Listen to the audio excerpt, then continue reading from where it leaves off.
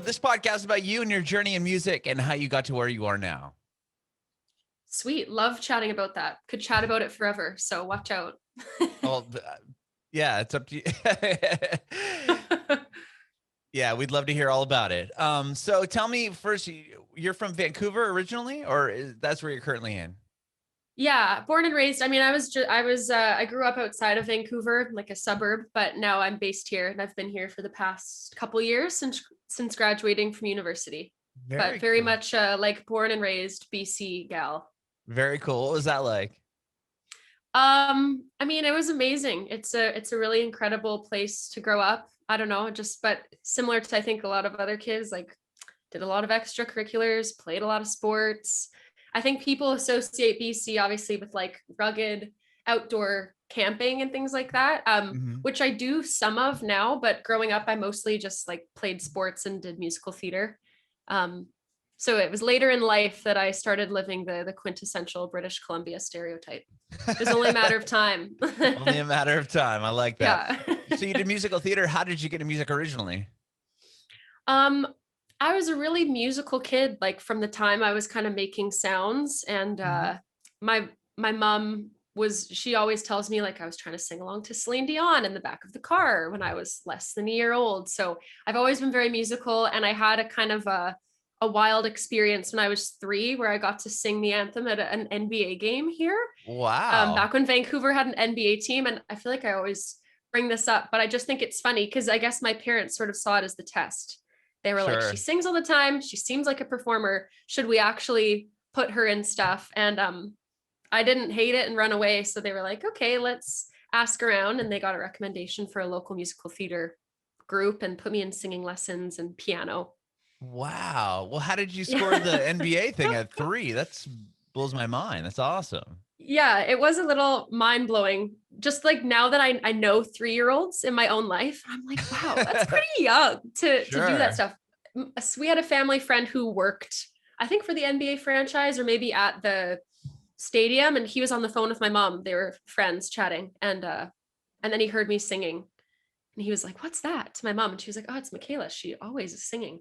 So he was like, well, we should have her sing the anthem. Why not? Like, let's see how it goes. Wow. Do you remember that at all? Or is it just you were too young? I mean, you know how like you've seen videos or photos of something that happened when you were a kid and you don't know if it's actually your memory or if it's the photos that have like, I think I have memory of it. But the funniest part now, I was talking to my grandma about this the other week and she was like, oh my God, I remember that day so vividly. It was horrible. And I was like, I thought it was this thing that I know, because so my whole family went, but apparently they were all like so stressed because they were like, it's this little 3-year-old. I was the firstborn. Everyone was just so nervous. And so my grandma was like, I could barely stand up. She was like, my legs were shaking. I felt nauseous. Your dad was like pacing. He was almost in tears. I think my mom kept it together for everybody, but maybe, 5 minutes before I walked out onto the floor, they all thought they'd made a huge mistake, but it ended up being fine. Not a traumatic experience for me, apparently for everybody else. Sure. Is there video of it or just pictures? There's video of it on my YouTube channel. It's I gotta say it's pretty cute. It's pretty funny. That's awesome. That's really cool. I'll have to watch it after. That's really fascinating. I want to see a 3-year-old singing. That's so cool. Yeah. And the fact that you knew all the words, I mean, well, at least Canada has the best national anthem. I'll give you guys that. It's not like the US anthem, which I've also had to sing from time to time growing up. That's a bit more grandiose. Canadian anthem is pretty straightforward. But Canada's great. When I talk to people from Canada, I always tell them you guys have the best national anthem I've ever heard. Wow. Well, thank you. Had nothing to do with it, but thank you. Right on. Okay, so you sang that at 3. You got into musical theater. And voice lessons as well. When did you start writing music, or did you pick up an instrument pretty soon after that, or what was the next step for you? Well, I did piano sort of begrudgingly, I would say. My lessons, I think that's how it goes for a lot of kids. They're like, I don't want to do theory. I don't want to learn classic. I was like, I want to be Taylor Swift or whoever. Sure. My piano teacher was like, okay, but you need to practice your scales. So I kind of I dabbled with piano enough that now I've got basic theory and I understand chords and keys, which is super helpful. But I started writing my own stuff probably around age 10, just in my journal. But I always loved writing stories and really liked like English and language arts in elementary school. So I would kind of just write by just singing and writing pen to paper. And then we got an old piano from some church or something gifted to my family. So we put it in the very cold basement that was actually our garage with just a wall up. So it was like freezing late at night, but then I would sit down there and just be writing songs on the piano. And then I was fortunate enough that my high school had like a music composition class as well as guitar. So I learned guitar in grade 10. Yeah, which was just so awesome that was a class. And then music comp the following year was my first time ever investigating like garage band or recording my own ideas. But what I remember most about that class is it was just like a dedicated hour every morning where I would find like the quietest corner. I honestly remember sitting in like the supply closet in this music room, just writing just having the privacy and the space to write. Was really quite formative for me, I think, at that time. Wow. And then when did you start writing songs and showing them to people? Was it around the same time, or did you kind of keep it under wraps for a while? Yeah, it was kind of low key. I mean, I showed them to like my close girlfriends when they'd sleep over. And I'm sure a lot of artists sort of have those like initial core people who really support them. So I found I have these like memory boxes that I keep, and I pulled it out and I saw one of my first songs I'd written with the chords, and part of it's in my handwriting and part of it is in like one of my oldest friends' handwriting. Cause I just remember, I'd be at the piano and I'd be like, oh, I don't know. And they'd be like, play it. Oh my God, we got to write down these lyrics. So, they were my cheerleaders from day one, which was really sweet. But I didn't really start publicly performing any of my own material until I went to university. Okay. I think high school, I was just like, can't be bothered. Sure. What a wild time. With university, did you go for music or did you pursue something else? No, I actually, I went to a small liberal arts school just outside of Vancouver, and like those kind of colleges are much more common in the States actually, but in terms of like Canada, it's quite rare. So I didn't go for music by any means. I didn't know exactly what I wanted to do, but honestly, I've always loved school. And this was the most innovative kind of educational model I saw. So I went, and I was actually on a partial athletic scholarship. So I was on the varsity soccer team. But like definitely not a starter, definitely a red shirt. And pretty early on was like, I mean, I'm fine at soccer, but I'm gonna have to put in a lot of time if I want to even play. And pretty early on, I was like, I also love music.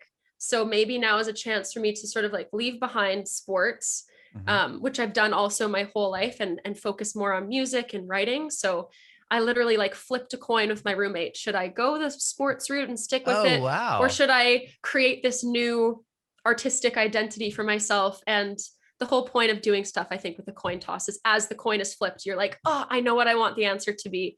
And that happened for me. It was in midair and I was like, I hope it doesn't land on soccer. I think I kind of want to be an artist. So I don't know what it landed on. It was fine. I'd already made up my mind. So then I left soccer, started performing at open mics, had a cover band with my roommates. And I also started writing for the school newspaper. So doing journalism was also a great way for me to hone my writing skills, not necessarily in a musical sense, but I think just writing and thinking and putting words to paper, it all mutually informs each other. So that was a big time for me in terms of growth and performing my own stuff. Sure. What about that?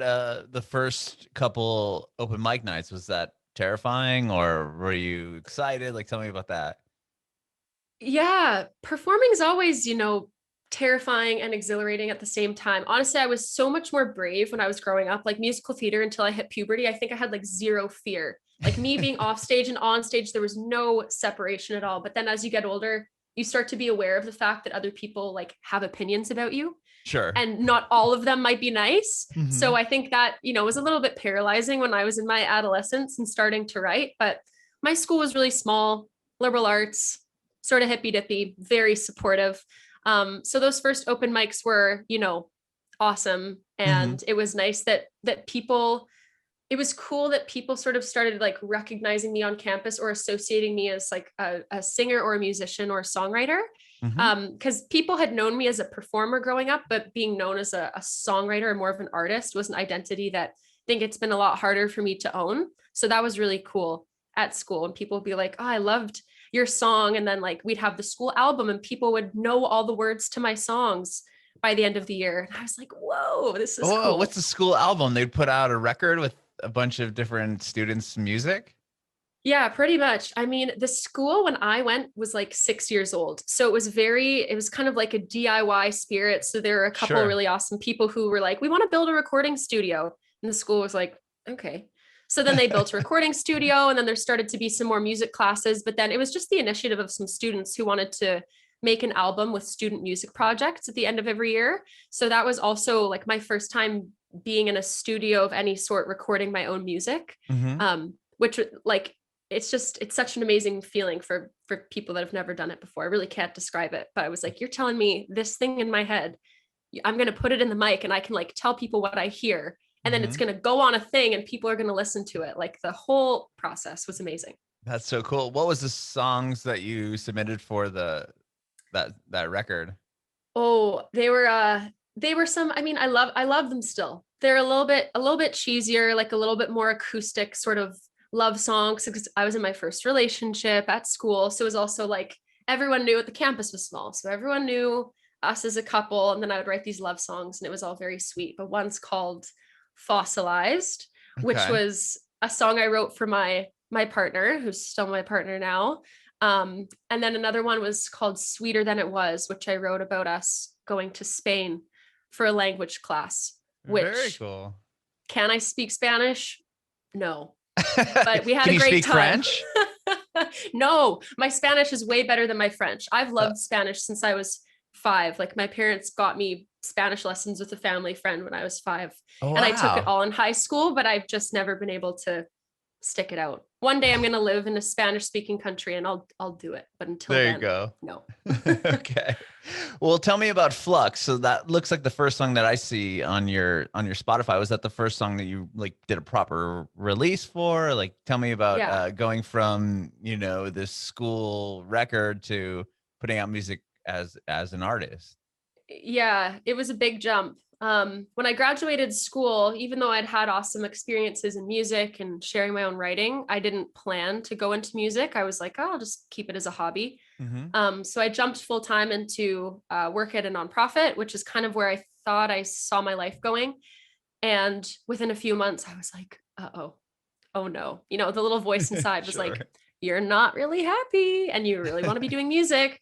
But I was like, no, I kind of want this like corporate stable life, and it's very much still a part of myself. But I was writing a lot and I was working from home one day, and I just like wrote Flux in 20 minutes, and it so perfectly encapsulated what I was feeling at that moment. My early 20s, total uncertainty, feeling like very emotionally volatile. One second it was like, life's awesome. The next second I was like, I have no idea what I'm doing. Do I want to live here? Do I want to be this person? Like, so many, big identity questions at that time in life.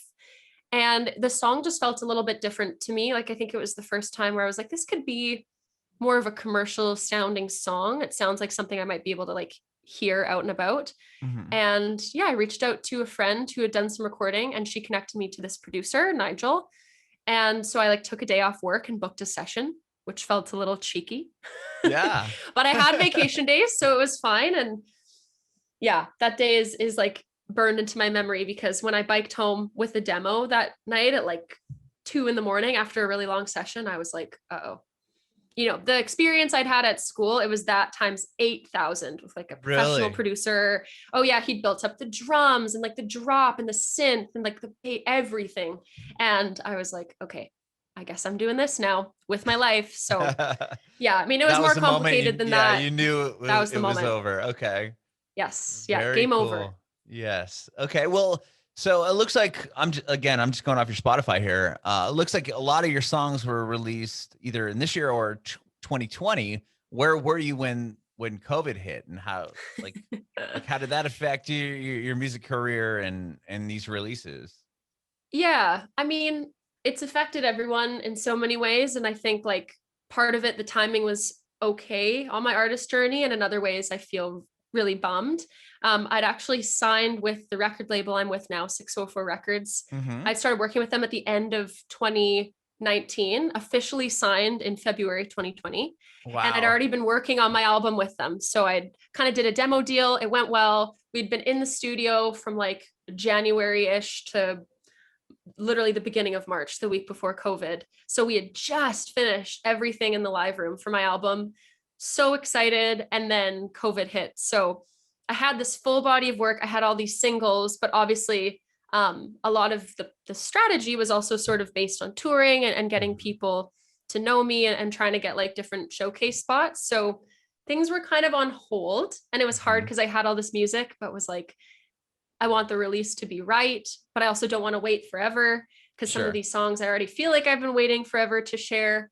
So yeah, it's been a big pivot to a totally digital strategy, which if I'm honest, I'm better in person, but they're great tools to like access audience. It's just hard because that's the only way that anyone's really getting to know a new artist right now. But yeah, we put out my first thing last summer, and yeah, it's just been hard. You know, it feels like you put something out, and even if you get feedback, it feels a little removed because it's all on a screen.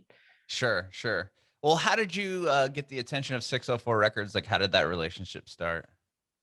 Yeah, I mean, when I first decided to leave my full-time job, find some work contracts and pursue music, I was going to a couple industry showcases here in BC.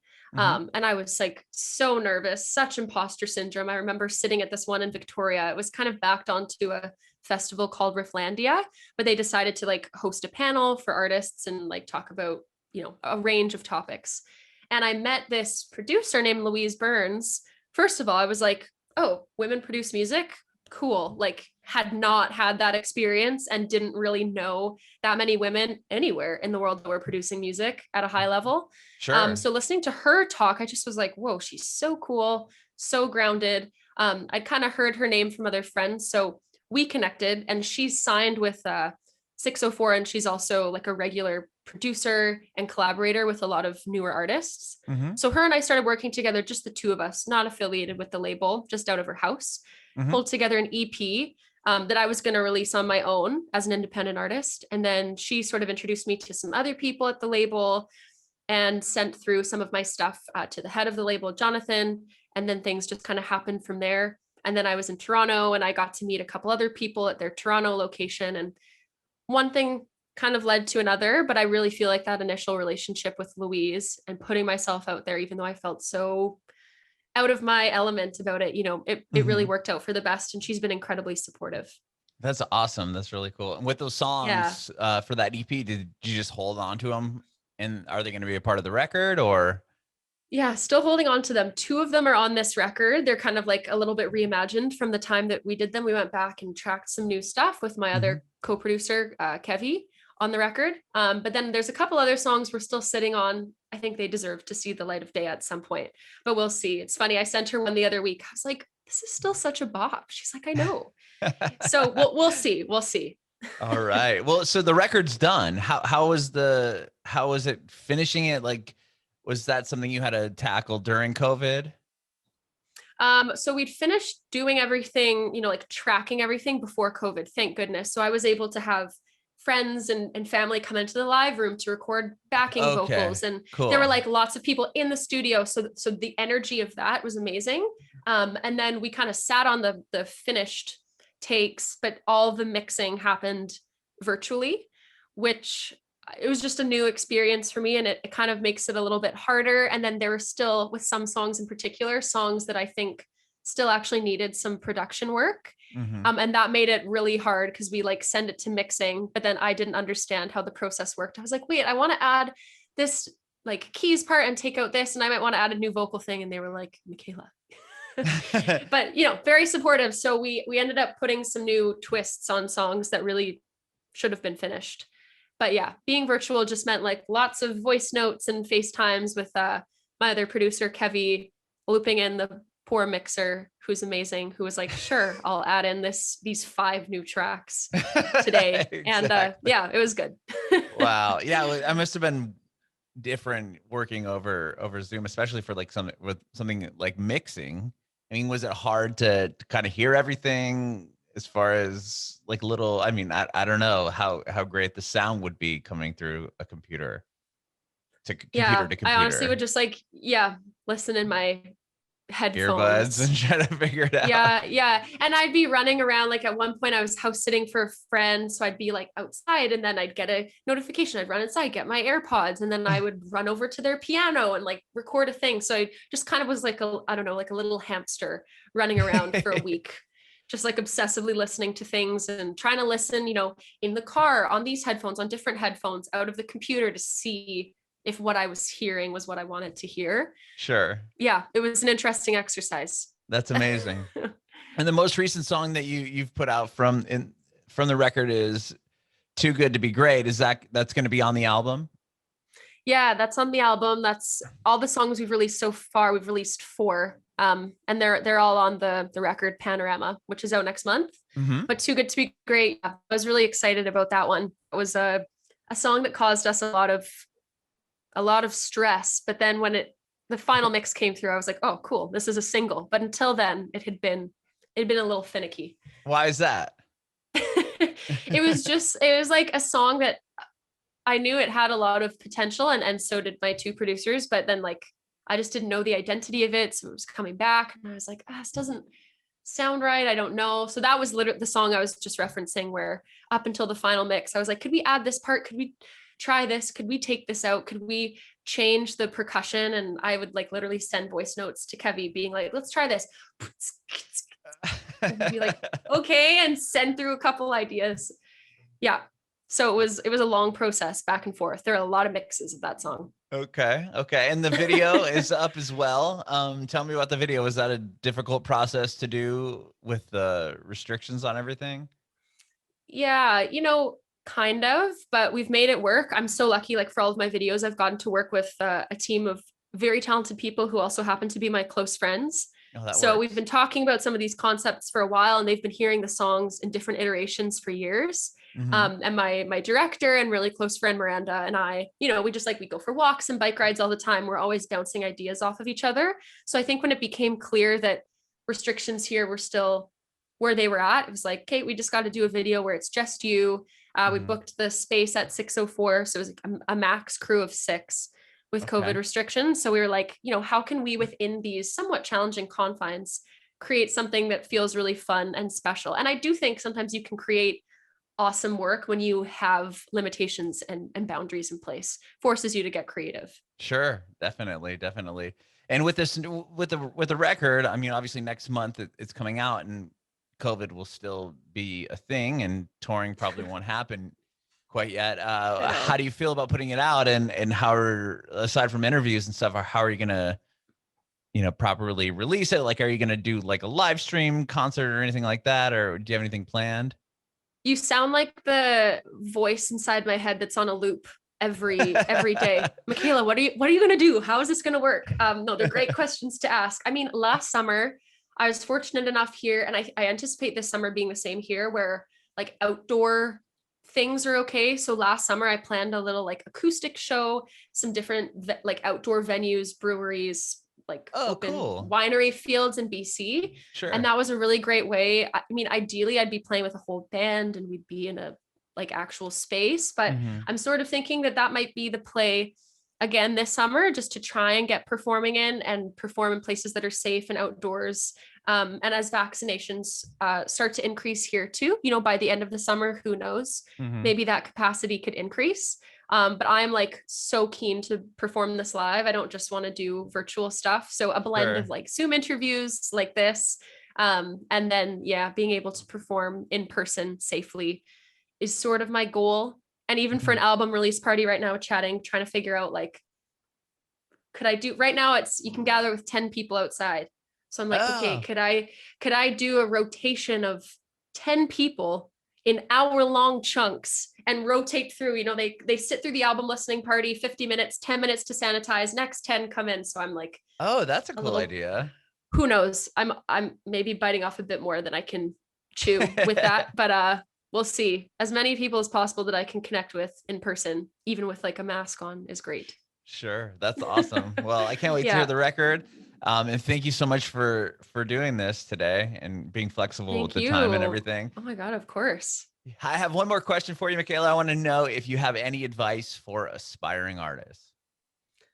Oh my gosh. Well, this is sort of like advice to myself, because I think I still feel very emerging and aspiring in many ways. But I think something I've been reflecting on, especially the past few weeks, is like no one's gonna care as much about your art and your vision as you do.